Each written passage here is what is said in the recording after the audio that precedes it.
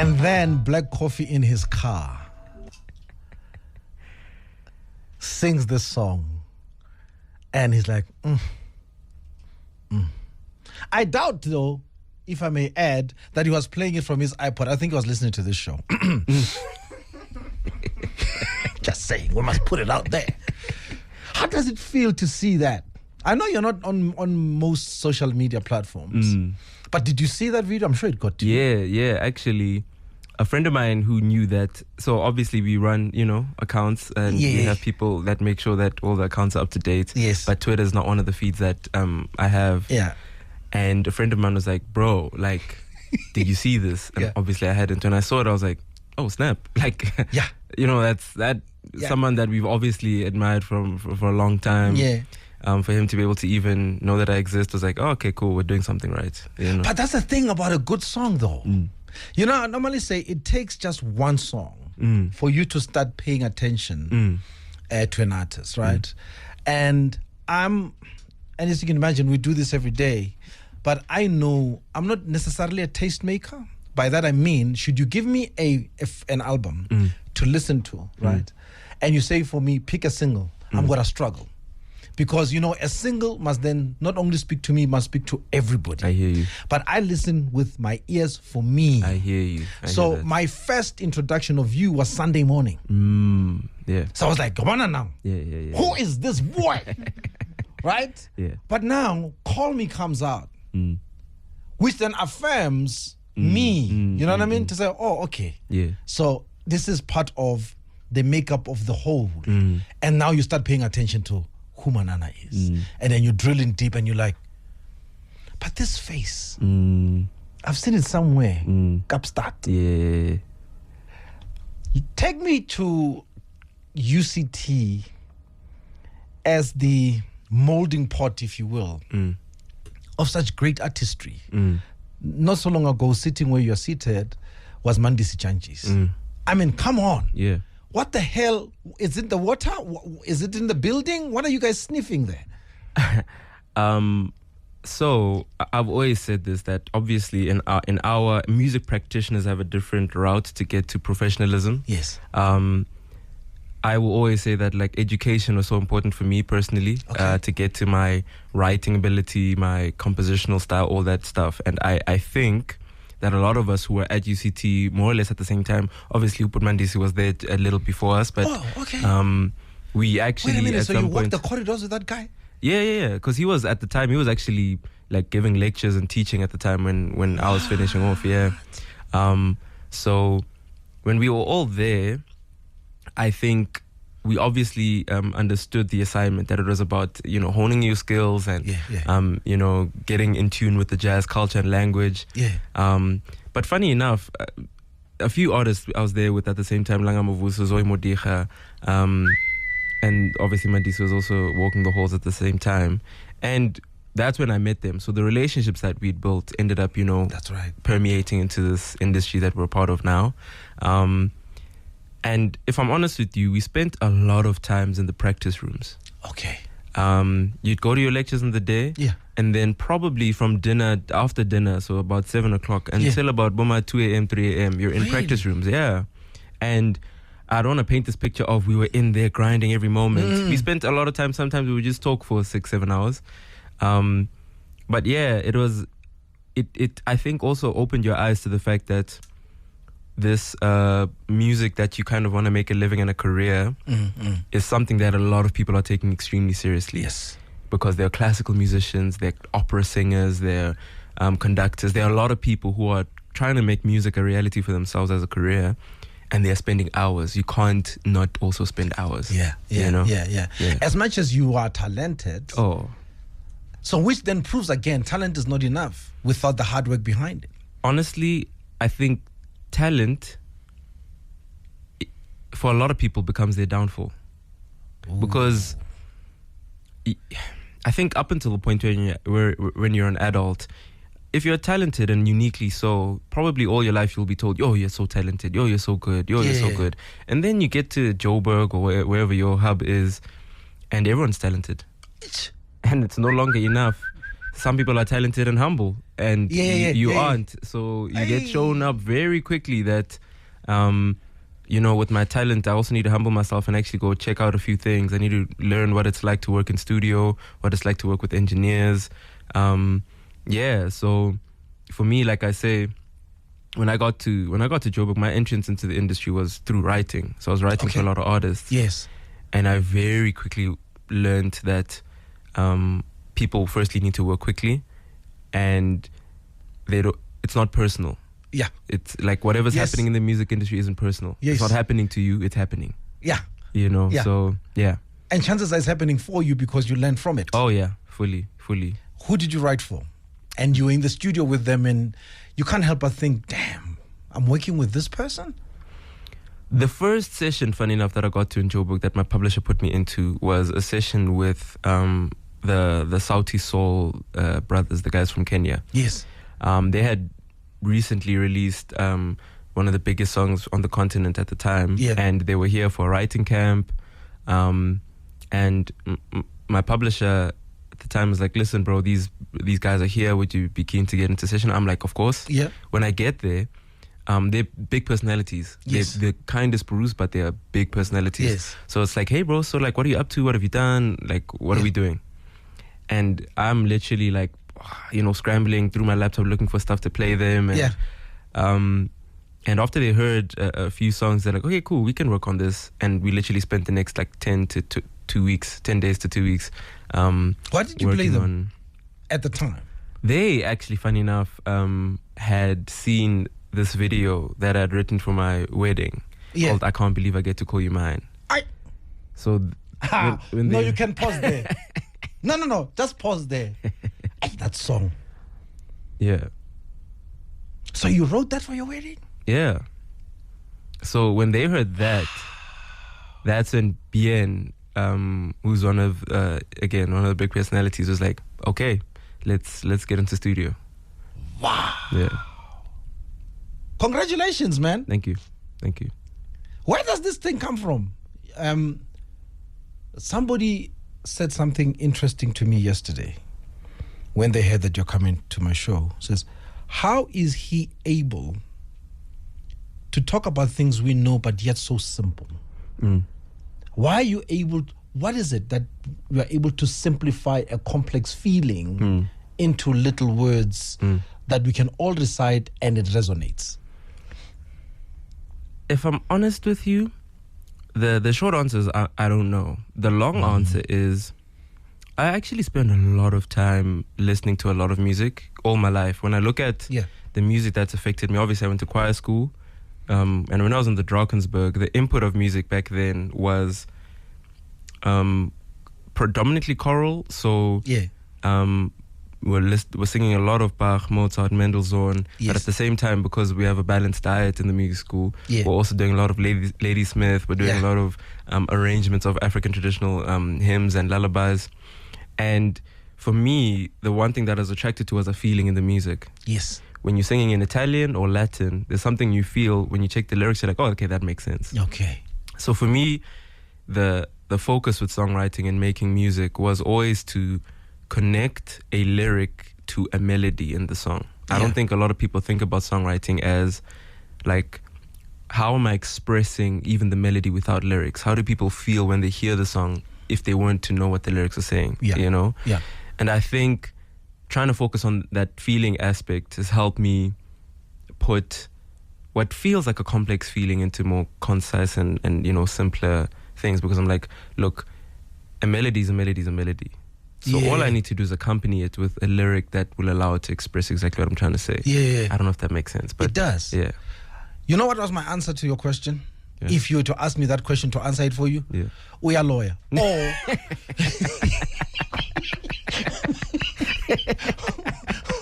Or there's a calling you skipped. No, look.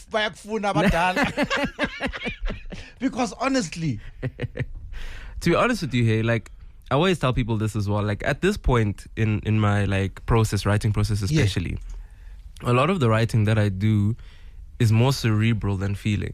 It's I think really it sounds kind of I sound like a skeptic when I say this kind of stuff, but I feel like I can write you a song that'll help you. Like I know what you want to hear. What? I feel like I know what people want to hear. I know what people need to hear. I think it's kind of that intuitive thing that's helped me write for other artists. Yeah. Because the one thing about getting into the room with different artists, you have to kind of hear what they're saying underneath what they're actually saying. Because then your ear must really be in there, the inner ear in particular, right? Because a lot of the time artists will say one thing and you're like, okay, cool, I know that they mean this, so let me write this. And then they love it and like it. Oh. And they appreciate that kind of, Is that what happened with innocence. Asha and with Ruined? Funny enough, not quite. There, it was a session with Fields, who's a producer and co-writer on the song. Yeah. And he was performing in Johannesburg that night and was like, bro, I'm in town for a few more hours, flying out in the morning, but I'd love to get into studio. So we got into studio. And I've been an admirer of his since day one. Yeah. So we were able to actually put that song together in a few hours. We did a lot of the writing and production work that day. Yes. And then he went to Vegas for Usher's residency. Yes. And he texts me and says, bro, I'm in studio with Usher right now and he just heard Ruin and he wants the song. What? And I say, sure, bro, like I'm gonna say no to Usher. Like, come on. Yeah, of course. Like, take it away. And they did their thing. And then a few months later, it came out as a single for the project. And you are part of the Grammy-nominated or even Grammy Award-winning Burna Boy. Yeah. So that also comes from the Sauti Soul session, that initial session. Is it? Yeah. Because they were in talks with Burna Boy on working with music for him, working with music for them. And again, he heard the song that we'd been working on for them and was like, I love this. Can I put it on my project?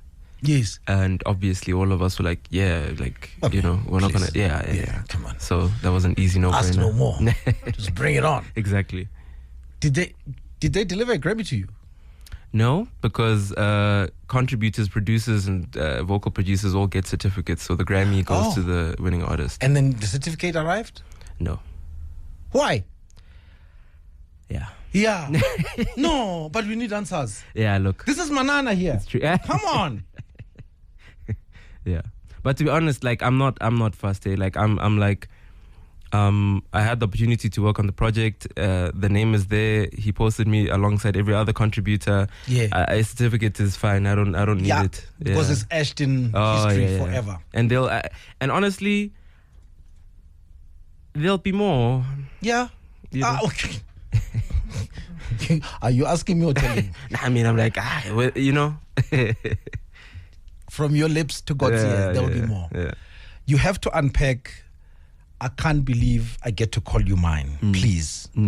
Just listen, are you getting married? Or funukshela? Or baktomile? Manana, tell me, take me through this masterpiece here. Yeah, so I'm getting married. And it is the week before the wedding. Yeah?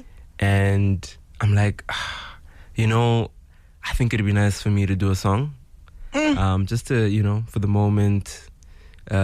We didn't do vows. We just did the whole, till death do us part. We didn't do the whole, I will poetically. Yeah. Because, that can always go wrong. Yeah. And funny enough, I think my wife was like, listen, if we do these vows, you're going to write me under the table. So I'd rather just do the thing. I was like, yeah, I will. Yeah. So wise woman. So then I was like, but still, like, it'd be nice to say something. So then wrote the song. And then day before the wedding, one of my groomsmen was like, bro, like, I think we should do it. But issue is obviously timing. Like, everyone wants to say a speech. There's 500 family members. So it's all that kind of thing. Yeah. And actually, at the beginning of the day, I wasn't going to. Okay. I wasn't going to sing it. And then a moment presented itself because there was a gap in speeches. And I was like, actually, like, let's take out the keyboard. It was there anyway. Yeah. And I was like, let me do the song. And then one of Wee's cousins took a video. Okay. And posted on Facebook. And I think in like a week or two, it had 100,000 likes or whatever it was. It was doing whatever Facebook does. And a friend of mine was like, bro, this is actually a good song. You should release it. And I was like, dude, like, I feel like it's a moment between me and you. Finding excuses. Me and my girl. Yeah, finding excuses. And then eventually I finished off the song because I'd only written the first verse and the chorus. So I finished it and then released it. Yeah. And obviously it's connected with people in a way that I didn't expect. I worry about healers like you. Who heals you then? Say you have a moment of anxiety. Things are not going too well. Because your wife can go to the song any day. Even in the moment of doubt. Even when she's going for the most fearful thing that she needs to face in her day. She can go to the song and remember who she is and whose she is and so on. You? I have the privilege of having the best team around me. Okay. I have the best people around me. I have people who honestly have been on this journey with me for a while, so they don't speak to the person that people think I am. They speak to the person I actually am. That's right. And if I'm honest with you, I think relationships in that way have been so healing for me. Yeah. I honestly would suggest that for any artist, it's that for me, art is obviously healing, but as a practitioner of it, we need to find alternative sources of healing and sources of calm and peace. I love peace. Yeah. So everyone around me is a giver of peace. Yeah. We go to songs to calm us down. Do you go there too? If I'm honest with you, yes, but it's just an aspect. Because as I was saying, I am an audiophile. I listen to music. I'll be listening to music most of the day. But I actually like really unplug with sport. I will watch a lot of sport. Oh. Yeah. Particularly something or in general? Oh, in general. Like I love highlights. I'll watch highlights of everything. So obviously football is number one. So soccer, sharp. But these days here, like I just found an NFL team that I like. So I watch a lot of American football. Is it? I'm watching MLB. So I'm watching the playoffs right now. The Dodgers against the Mets. Cricket. I love cricket. I was watching Test cricket yesterday. Yeah. So I watch a lot of sports. Yeah. It might be a bit of an addiction, but but it's a good addiction, right? Oh, yeah. Because also, it keeps you unplugged also. You're watching something that technically doesn't matter, but does, you know? Yeah. And it fires you up because you can't help but be in the field as well. Yeah. But also, can I say that I feel like sport these days, and since the beginning of time, when I look at something like cricket, sometimes you support a team based on just like political things and historical things like... I thought I was the only one. So like I hate Australia and England. So anytime someone plays against Australia and England in cricket, I'm rooting for them. So today, Pakistan is playing England, and I'm like, Pakistan needs to beat England. If India's playing like any other colonizer country, I'm like, you need to beat.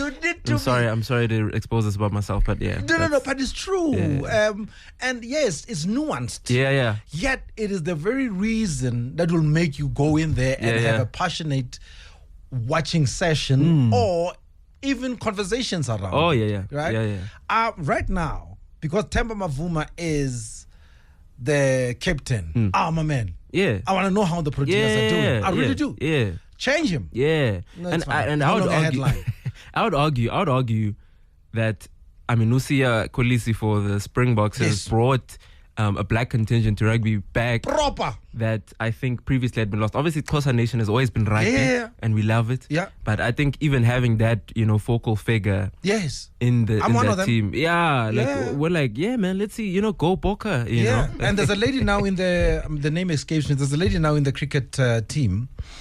Her name escapes me. I just want to see how the lady's in the final actually. Yeah. I want to see how well she does. Yeah, that's right. That's me. And like you're right, it goes back to that. It's either it's political, or is who's carrying our flag now? Yeah. Right. Exactly. Drikkas right now. Oh yeah. Oh, come on. Oh yeah. And even the bravado and confidence of Drikkas. I'm like, man, Allow me, please. I just want to go a little bit under the skin and be a bit more personal. You lost your father-in-law. Take me through that.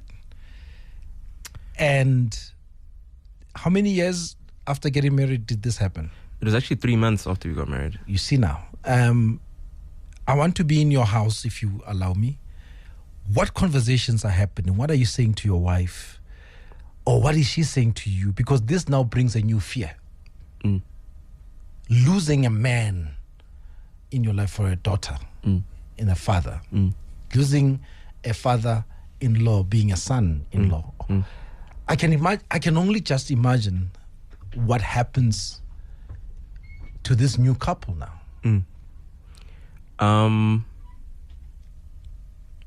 By God's grace, that period showed me what a true strength looks like. We has 2 sisters and her mother, and they are 3 of the strongest people I've seen. Obviously the first 2-3 years, and with grief, they say it doesn't get better, you just get better at dealing with it. Yes. So the first 2 years are tough, but honestly, to this day, she's the strongest. My wife is the strongest person I know. Yeah. She handles it like a G. She never takes anything out on me. To this day, honestly, it's crazy. I don't know how she does it. But when calamity strikes, obviously, the home, carries that air, but never once was it, I guess, unbearable. The only thing is just being helpless. Yeah. Because there's nothing you can say. Yeah. There's nothing really you can do.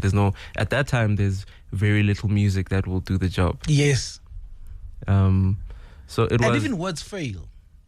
Words definitely fail. Yeah. Because also I think a lot of the time with people, they think they're saying the right thing. They're just saying things. Yeah.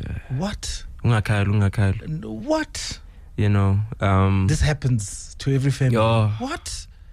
Yeah, but honestly, that I think just the long and short of it is that we know what true calamity is. So small things, we don't sweat small things. Yeah. I think that also is something that comes from that season. If you're late, if you're getting late to get dressed, come on.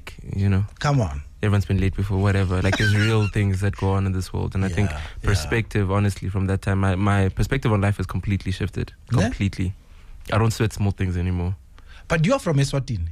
I am fully, yeah. Still? Yep. Family still there? Family's still there. My brother and a few uncles are here in Joburg, but my family is still Eswatini. Yeah. Yeah. And how often are you there? Probably, I don't want to lie, maybe once every 3 months. Is it? I'm going home actually next week. Yeah. My father. You're still blessed to have him? Hopefully my father doesn't listen to this interview because it's supposed to be a surprise. So there it is. Shh. I'm not going home next week. Yeah, it's fine. No. In fact, you were supposed to, but now something happened. Something came up. Because Kaya we have to do the unplugged. Because Kaya must do something. And duty calls, Baba. Indeed. Whether you hear this work or not. must come first. Exactly. And we're doing this because we know you would have also suggested and implored us to do exactly that. Follow work first. That's a good save. Thank you.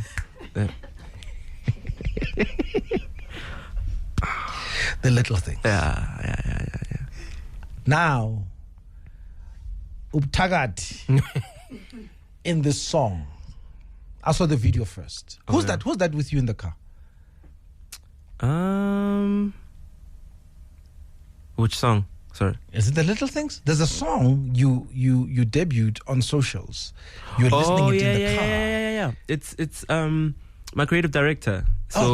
So I've been working with these producers called The Imports, Bubele Boy and David Balshaw. Okay. And Bubele's brother has become my creative director. Yes. Abongwe Boy. Yeah.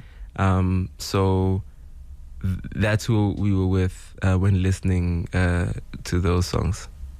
Because that video for me, I always say, and I'm glad you do this, because music, as much as it is available to us anytime we want to get to it via DSPs, is when an artist enjoys their own product the way you did. It's like it's an introduction. Oh, yeah.